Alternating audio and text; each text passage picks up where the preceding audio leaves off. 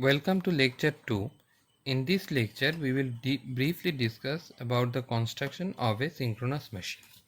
When I say machine, I mean motor or a generator.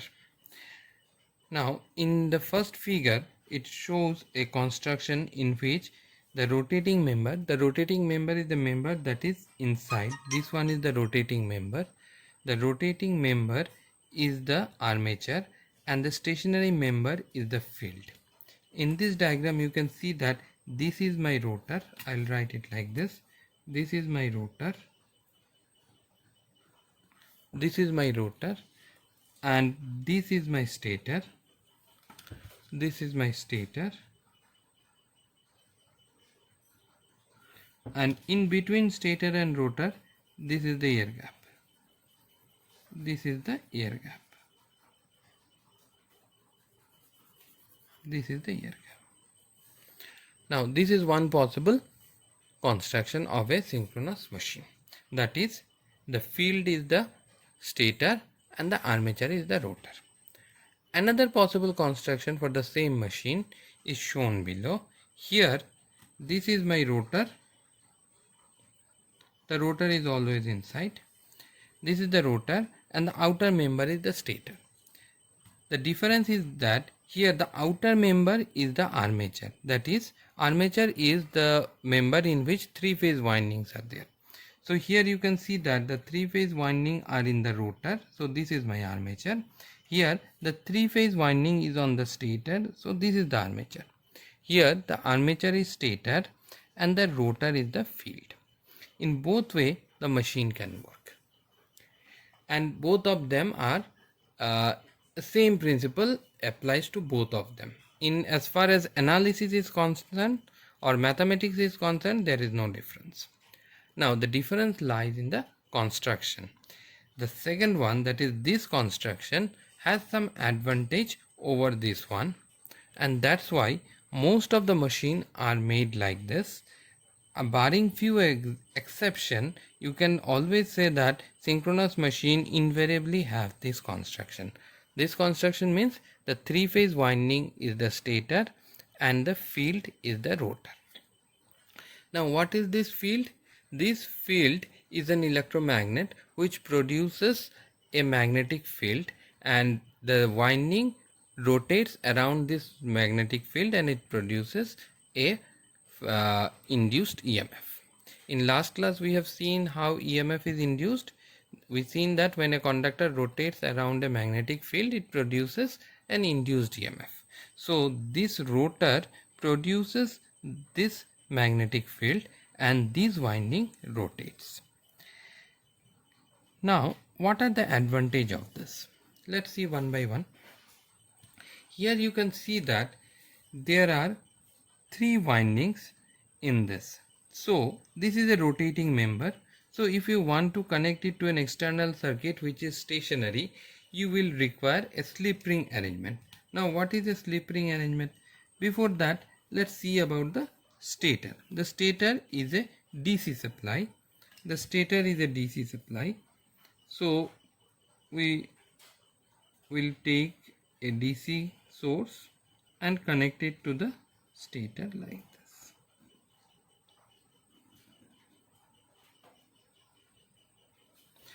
So this R and L represents this coil. A coil can be represented with an R and L. So this stator is connected like this. Now what about the rotor? The rotor has three windings. So the three windings, I'll not show R just so that the figure looks clear, otherwise it will be clumsy. So this L invariably contains R.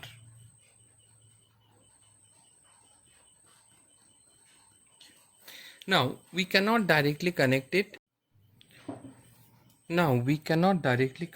to the rotating member. The reason is that the outside load is stationary, that is at rest, and the rotors are rotating. So to do that, we have to connect a slip ring. Now what is a slip ring? Slip ring is an arrangement like this. If this is the shaft, on the shaft there will be three moving contacts like this. one end of the moving contact will be connected to the winding and another end of the moving contact will be connected to the load. So this arrangement, these are the three slip rings, make it possible to connect the rotating member to a stationary load. So in this arrangement you require three slip rings, and these slip rings carries a current which is equal to the full load current or rated current of the machine or the load current of the machine. Now let's see here. In this arrangement, the three-phase winding is on the stator. If the three-phase winding is on the stator, then these three-phase winding, that is these three, this is R, this is R dash, this is Y, this is Y dash, this is B, this is B dash. These are the three-phase winding. These can be directly connected to the load. Why these can be directly connected to the load? Because the load is stationary, that is at rest, and these windings are placed on the stator, which is also at rest. We do not require slip ring. However, now I need a slip ring to connect the rotor to the external supply. So this DC supply will get connected to the rotor through two slip rings. So this is my shaft. On the shaft there will be two slip rings like this. One will be connected to this, another will be connected to this, and the other end of these two will go to the winding. That is, one end will come here, another end will come here. Now comparing these two diagrams, you can see that here I require 3 number of slip ring, here I require 2 number of slip ring. Moreover, the power that is handled by the field is much smaller than the power that is handled by the armature. So the size of these two slip rings are also small. So I require 2 number of small slip ring here compared to this arrangement where I require 3 number of large slip ring. So this is one main advantage of using this construction. Apart from this, there is these machines. If we talk about synchronous machine as generator, commercial generators, then the voltage rating of the machine are of the order of 11 kilovolt, that is 11 kV, 11 kV, 13 kV, something like that. Now if you want to make this member rotating, then this 11 kilovolt windings have to be insulated and they will rotate. So you can understand that to make a 11 kilovolt insulator itself is a tough job, and then if this rotates, then the mechanical strength of the insulator will also need to be very high. So the insulation design will be difficult if they rotate. However, in this arrangement, the insulation has to be designed for the rotor circuit. The voltage of the rotor circuit is of the order of 110 volt. So the insulation requirement is much smaller. So we can design an insulator and also allow it to rotate. So the insulation requirement is small here. If I make it rotating, I can manage. Here the insulation requirement is very high. If I made to rotate this one, the problem will increase. So better insulation management is possible in this. Then here there are 3 windings, and the windings are quite big and heavy. The core is also heavy. So if I make this one rotating, what I will do, I will make the heavier member to rotate. The field is the lighter member and the armature is the heavier member. So you will make if you make it to rotate, you will rotate the heavier member and keep the lighter member stationary. So this will increase friction, this will increase wear and tear, and it will also increase the size of the bearing requirement. So it will be clever to make the lighter member rotating. So the field is lighter member, that's why we allow the field to rotate. And another important aspect is the ventilation and cooling in a machine. Now this is a very important aspect of a machine, because the rating of the machine finally depends on what is the cooling or how good it can be cooled. For example, a 500 megawatt generator requires hydrogen cooling, that is, liquid hydrogen is passed through the winding to cool them. Now if the members are made rotating, you cannot arrange some such cooling. So the cooling is easier if the member is stationary. You can use a fan for cooling, you can use liquid for cooling, you can use hydrogen for cooling. All these are possible if this member are stationary. So for these advantages, we make the armature to be stationary and the rotor to rotate and the field to be the rotor. Now whatever point I have mentioned here, I have mentioned from the book of S.K. Bhattacharjee. If this is not clear, you can read that book, and if you are not satisfied with that, you can always refer to internet, where you can find some more reason for a rotating field and a stationary armature. But what I want to emphasize here is that the field in a machine, in a synchronous machine, is almost always made stationary, and the field is almost always made rotating, and the armature is almost always made stationary. Why I am putting an almost? The reason is that in our machine lab, the machine that we have has this construction. So some smaller machine sometime has this construction. So it is not that the machine has never been built like this, but most of the commercial machine are made like this. Now here, in this construction, you can see that the rotor is circular. And since the rotor is circular, the stator is also circular, the air gap is uniform throughout. Wherever you go, the air gap is uniform. So this type of machine is known as non-salient pole machine. This type of machine are known as non-salient pole machine. Salient, the word salient means that there is a projection in this. So here there is no projection on the rotor, and that's why this is known as non-salient pole machine. Now this type of machine, if you look here, the way I have drawn here, it has two number of poles, a north pole and a south pole. You might be aware that most of our generators, synchronous generators, are used either in thermal power plant or in hydel power plant. In a thermal power plant, the machine is designed such that, or the turbine is designed such that it gives maximum efficiency at a higher speed, something around 3000 rpm. So if you want to generate 50 hertz at 3000 rpm, then you will require two number of poles. I'll put it in a different way. Say this is my synchronous speed, ns is equal to 120 into f by p. Now if you want 50 hertz voltage from a two pole machine, that is 120 into 50 by 2, you will get it to be 3000. Or in other way, if the machine rotates at 3000 rpm and it has two poles, then it will generate 50 hertz.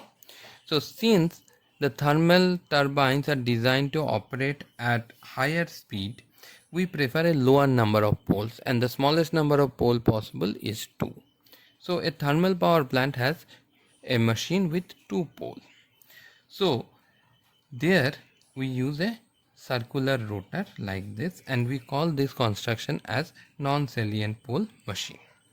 Now since they are rotating at a higher speed, say 3000 rpm, the centrifugal force generated here, what is the centrifugal force generated here? mv square by r. The centrifugal force generated here, generated by the rotor, in the rotor, is mv square by r. Now what this centrifugal force will do? This centrifugal force will try to throw this conductor out of the rotor. The conductors are placed in slots like this. These are known as slots, rotor slots like this, and to prevent them from going, we put something so that they don't go out. Now when it rotates like this, they have a tendency to go out like this due to centrifugal force. Due to centrifugal force, the rotor conductors will try to go out like this. And this force is given by mv square by r. So what we have to do, either we have to make this one very strong, the arrangement that keeps the winding in place, or we have to reduce the centrifugal force. How you can reduce the centrifugal force? Either you have to reduce m, okay, I'll put it in a different way. It is m omega square r. I'll put it in this way, m omega square r. So how you can reduce the centrifugal force? Either you have to reduce m, or you have to reduce omega, or you have to reduce r. Now m you cannot reduce because the mass of the rotor depends on the size of the shaft and the number of conductors required. Omega you cannot reduce because you have to rotate at 3000 rpm, otherwise 50 Hz voltage will not be generated. So what you can do, you have to reduce r. So the thermal turbines, the generator for the thermal turbines has smaller diameter, as small as possible. So you cannot make it very small because for mechanical strength a minimum amount of shaft dia is required. After that, the whatever minimum is possible, with that minimum diameter a thermal generators are made. These are synchronous. Now in machine design there is a concept, I hope you will study someday, that the rating of the generator, that is the kVA rating of a generator, that is the amount of volt ampere that it can generate, is proportional to d square L. D is the diameter of the machine, L is the length of the machine. So for a thermal turbine, to reduce centrifugal force, what we do, we reduce D, we reduce R, we reduce D. We make a machine with a smaller dia. So if we have to generate the required kVA, what we have to do, we have to increase L. So if you reduce D, you have to increase L. So in a thermal generator, generators for thermal turbine, the diameter of the machine is small and the length is large. So where thermal generators, non-salient pole machines are used? Non-salient pole machines are used in thermal generators. Why these are non-salient pole machine? Because we require only 2 number of poles. We will see it later. Now we also make the machine to have a smaller radius. Why we make machine with smaller radius? Because otherwise the centrifugal force will be large and the windings will be damaged. So when you make the radius small or diameter small, to obtain the required kVA from this machine, that length has to be large. So a steam turbine or a thermal generator driven from steam turbine will have a long length and a shorter diameter. Now there is another type of generator. These are known as salient pole machines. I am calling it machines. It is applicable to generator as well as motor. But most of the synchronous machines are used as generators. Large synchronous machines are used as generators. Now this is another construction. Here also the stator is my armature. You can see that it's a 4-pole arrangement. So I have one north pole, one south pole, one north pole, one south pole. So stator also has 2 R phase winding. This is the start of R phase winding. This is the end of R phase winding. This is start of second R phase winding. This is the end of second R phase winding. So 1 R phase, 2 R phase. These 2 R phase are for these 2 poles. These 2 R phase are for these 2 poles. Similarly, this is my Y phase, start of Y phase, end of Y phase. This is for this north south pole, and again this is Y2 dash. This is for this south and this north pole. Okay, sorry, this north and this south pole. Now this is a 4-pole machine, this is a salient pole machine. So what is the difference between a salient pole machine and a non-salient pole machine? In a salient pole machine, if you look here, if you look this two diagram together, yeah, the top one is a non-salient pole machine, this is a salient pole machine. What is the difference? The difference is in the rotor construction. The rotor here is not a circle. Here there is a circle inside, this is the shaft, and on the shaft the rotors are put like this. So they are projected, they are on the shaft, they are projected. Since they are projected, the air gap is not uniform. If you see here, the air gap is small here in this region, and in this region the air gap is large. From here to here, from here to here, the air gap is large. From here to here, the air gap is small. So the air gap is non-uniform. Now let me clarify. If you make the machine like this or this, the mathematical analysis is same. But if you make the machine like this, the mathematical analysis is different. The reason is that here the air gap is uniform, here the air gap is not uniform. This type of machine are known as salient pole machine. Why they are called salient pole? Salient, the word salient means projected. Here you can see that the rotor poles are projected. So these are known as salient pole machine. Where this type of machines are used? These types of machines are used as generator for hydropower plants. The hydropower plants, the turbine for the hydropower plant are more efficient when they rotate at low speed. Low speed means something around 150 rpm. So for generating 50 Hz from such a low speed, you require large number of poles. For example, the Bhakra generation has 36 numbers of poles. So you can understand that if I have to accommodate 36 number of poles on this rotor surface, the diameter of the rotor has to increase. How you can increase the diameter? If you increase the size of the shaft, the weight will increase. So what we do, we keep the size of the shaft to the bare minimum requirement for the mechanical strength. Whatever mechanical strength is required, we make the shaft like this, and on the shaft we make some projection, and there we place the poles. The poles are placed like this. So why we make this projection? To accommodate large number of poles. So here these are projected poles, that's why they are known as salient pole, and since they are projected, the air gap is not uniform. Where this type of machines are used? This type of machines are used in hydro turbines.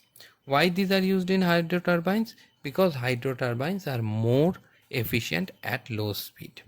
Now if I have 36 numbers of pole, what will be the speed of the machine for 50 Hz?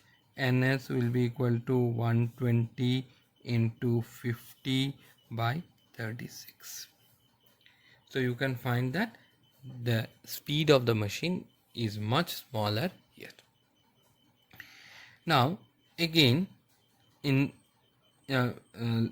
we say that the power rating, the kVA rating of the machine is proportional to d square L. Now here, to accommodate large number of poles, our diameter is large. Here our diameter is large. So for same kVA rating, our length will be small. So a hydro turbine, generators for a hydro turbine will have a larger diameter and a smaller length.